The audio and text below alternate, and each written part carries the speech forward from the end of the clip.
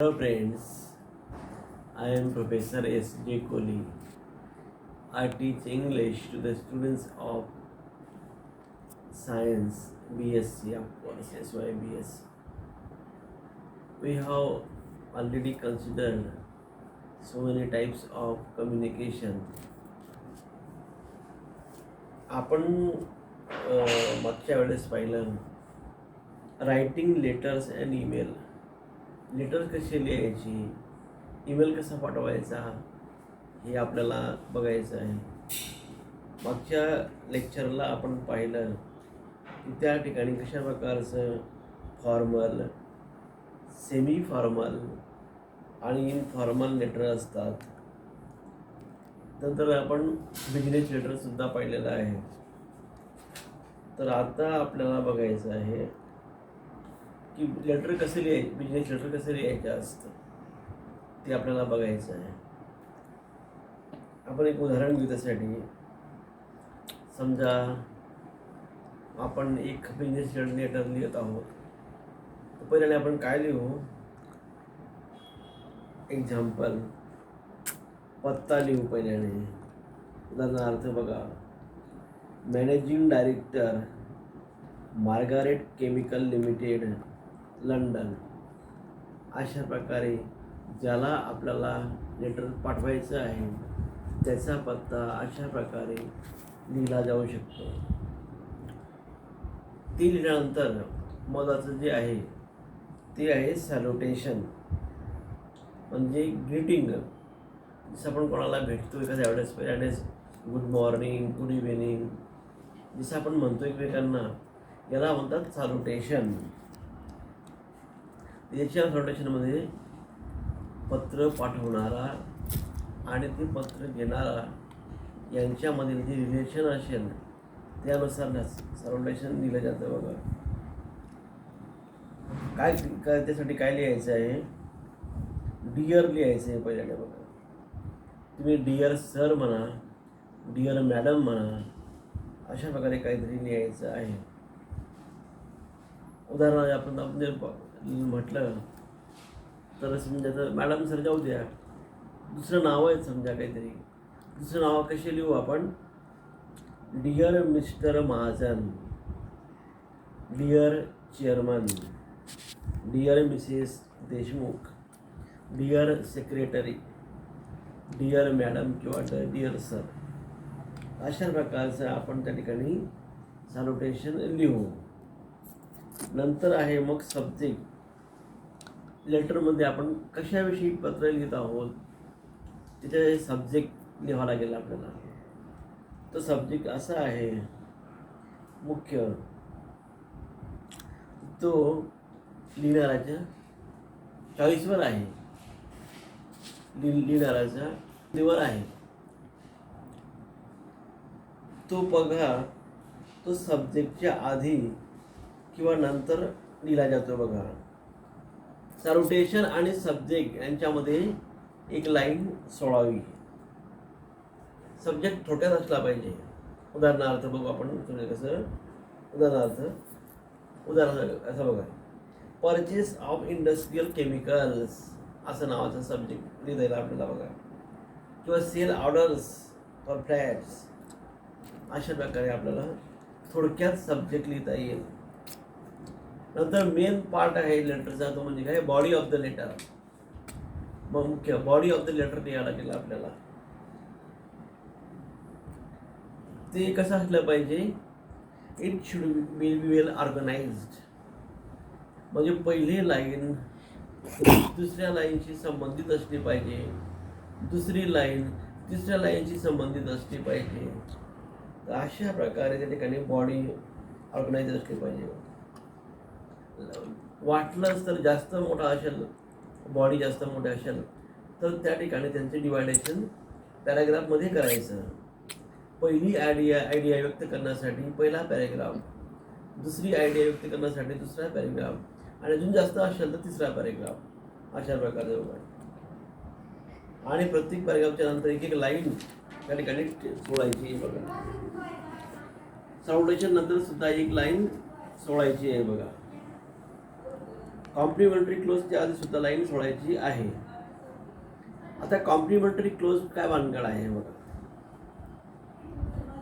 Body नंतर जे येत असतं ते कॉम्प्लिमेंटरी क्लोज. मेन बॉडी जी असते लेटरची त्याच्यानंतर येणारं म्हणजे कॉम्प्लिमेंटरी क्लोज. तेच कसं असतं बघा, बॉडी नंतर येत असतं बघा. आणि ते पहिला शब्द जो आहे कॉम्प्लिमेंटरी क्लोजचा तो कॅपिटल असला पाहिजे आणि ते फॉर्मल असलं पाहिजे बघा. उदाहरणार्थ, किंवा कॉम्प्लिमेंटरी क्लोजच्या नंतर एक कॉमा सुद्धा द्यायला विसरायचा नाही. कसे उदाहरण बघू आपण. कॉम्प्लिमेंटरी क्लोज म्हणजे काय भानगड ती आपण असंही लिहू शकतो, सिन्सिअरली कॉमा, किंवा रिस्पेक्टफुली कॉमा, किंवा युअर्स सिन्सिअरली कॉमा, किंवा युअर्स ट्रुली असं कॉमा. हे झाल्यानंतर मग असं काय शेवटी मग अजून साईन आहे. आपण जो लेटर लिहितो आहे त्याची कॉम्प्लिमेंटरी क्लोज नंतर त्याची सही लिहिणं हे महत्त्वाचं असतं बघा. म्हणून त्या ठिकाणी खाली कॉम्प्लिमेंटरीच्या खाली सही लिहिणं महत्त्वाचं आहे बघा. खाली सही लिहायची बघा. आणि थोडासा गॅप सोडायचा ते सहीमध्ये, नावामध्ये बघा. आणि शेवटी आहे, जर गरज भासली तर आपण लेटरच्या बरोबर काही पुष्टी पाठवलेली असेल त्याला आपण एन्क्लोजर म्हणतो. ते एन्क्लोजर आपल्याला त्या ठिकाणी लावता येऊ शकतो, करता येऊ शकतो. मग आता बघा, बिझनेस लेटर जर विचार केला आपण त्यामध्ये बरेच भाग आहेत. तो पहिला भाग आहे त्यामध्ये फुल ब्लॉक फॉर्मॅट लेआउट. म्हणजे एक बिझनेस लेटरचा प्रकार आहे बघा. ते कसा होऊ शकतो त्याच्यामध्ये सांगतो तुम्हाला मी कसा असतो तो. Full block format. सुरुवातीला आपण काय लिहू अगोदर, name of the company, organisation, firm किंवा ऑफिस. ज्या ऑफिसला आपल्याला पत्र लिहायचं असेल, ज्या ऑर्गनायझेशनला आपल्याला पत्र लिहायचं असेल, ज्या ऑफिसला आपल्याला पत्र लिहायचं असेल त्याचा अगोदर या ठिकाणी संदर्भ लिहावा अगोदर द्यावा त्या ठिकाणी. ते दिल्यानंतर दुसरं आहे मग पोस्टल ॲड्रेस. ज्या ठिकाणी जो पत्र लिहितो आहे सेंडर त्याचा नाव आणि पत्ता लिहावा. नाव आणि पत्ता लिहिल्यानंतर खाली दिनांक लिहावा. दिनांक, मंथ आणि इयर तिघं त्या ठिकाणी आलेलं पाहिजे बघा. तिसरं आहे पुढचं रेफरन्स. रेफरन्ससाठी काय करायचं मग सुरुवातीला टू म्हणतो आपण. To the principal, to the manager किंवा मिसेस देशमुख, मिस्टर पाटील. ज्याच्याला आपल्याला पत्र लिहायचे असेल त्याचं नाव, त्याला थोडक्यात नाव असे म्हणतो आपण, मिस्टर पाटील. मिस्टर पाटील लिहिल्यानंतर मग आपण खाली असे लिहू शकतो मॅनेजिंग डायरेक्टर, म्हणजे किंवा तो प्रिन्सिपल जे असेल तो मुद्दा असेल तो मुद्दा लिहायचा बघा. आणि तो मुद्दा लिहिल्यानंतर मग कंपनीचं नाव लिहायचं बघा आणि ॲड्रेस लिहायचा. हे झालं रेफरन्स. पुढे आहे टायटल ऑफ द सब्जेक्ट, ते लिहायचे. त्यासाठी पहिल्यांदा सुरुवातीला काय लिहायला लागेल आपल्याला, डिअर मिस्टेस पाटील, मिसेस देशमुख, जे शब्द लिहा साउंडेशन द्यावं लागेल आपल्याला. पहिल्यांदा सुरुवातीला पहिले काय लिहावं लागेल, साउंडेशन द्यावं लागेल. डिअर मिसेस जे शब्द ना साउंडेशन द्यावं लागेल. नंतर मग टायटल ऑफ द सब्जेक्ट काय लिहायचे आपल्याला, त्याचं टायटल. ते झाल्यावर मग मेन बॉडी ही थोडक्यात शब्द आपण एक पॅराग्राफमध्ये लिहू शकतो. बॉडी थोडेसे वाढवायचे शब्द 2 पॅराग्राफ करायचे आणि जर जास्तच लिहायचे असेल तर 3 पॅराग्राफ करायचे. हे झालं मेन बॉडी. आणि शेवटी मग काय कॉम्प्लिमेंटरी क्लोज. त्याला आपण सांगितल्याप्रमाणे सिन्सिअरली, युअर्स सिन्सिअरली आणि खाली सही सिग्नेचर आणि लिहिण्याचं नाव आणि पोझिशन काय असेल ते, आणि लास्ट जर असेल तर आवश्यकता असेल तर एन्क्लोजर्स द्यायचं बघा. हे झालं फुल block format.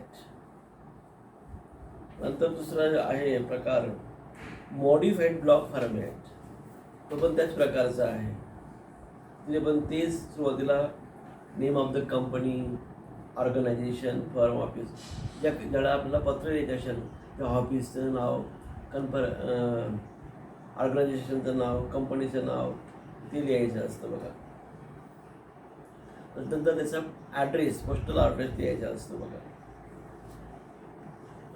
Postal address line 2 त्या ठिकाणी पत्र लिहिण्याचा पत्ता लिहायचा, नाव लिहायचं अगोदर आणि पत्ता लिहायचा, नाव लिहून पत्ता लिहायचा. ती लिहिल्यावर खाली डेट, मंथ आणि इयर. परत नेहमीप्रमाणे रेफरन्स मिस्टर, मिसेस जे असेल ते, खाली पोझिशन, प्रिन्सिपल असेल तर प्रिन्सिपल, डायरेक्टर असेल तर डायरेक्टर, मॅनेजर असेल तर मॅनेजर, ते लिहायचं बघा.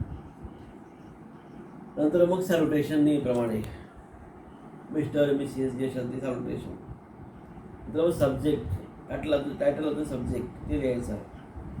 आणि नेहमीप्रमाणे मग पुढे बॉडीमध्ये एक आयडी असेल तर 1 पॅरेग्राफ, जास्त असेल तर 2 पॅरेग्राफ, अजून जास्त असेल तर 3 पॅरेग्राफ. अशा प्रकारची बॉडी करायची. थोडी सिन्सिअरली, युअर सिन्सिअरली, अशा प्रकारे लिहायचं बघा. आता पुढचा प्रकार आहे सेमी ब्लॉक फॉर्मॅट. अशा प्रकारचं तिथे पण तोच प्रकारचं नाव आहे. Name of the company, organisation, firm, office. जे पत्र लिहायचे असेल ते ऑर्गनायझेशन वगैरे. नेहमीप्रमाणे पत्ता, खाली सही, चुकलो मी, सॉरी, सेंडरचं नाव आणि पत्ता असं लिहायचं. दिनांक, महिना आणि इयर ते लिहायचं. रेफरन्स नेहमीप्रमाणे तेच मिस्टर, मिसेस वगैरे जे असेल ते लिहायचं. नंतर मग कॅपिटल लेटरमध्ये सब्जेक्ट लिहायचा, काही लिहायचं असेल ते. नेहमीप्रमाणे बॉडी ऑफ द लेटर. अशा प्रकारचं हे letter writing, business letter writing आपण लिहू शकतो. ओके.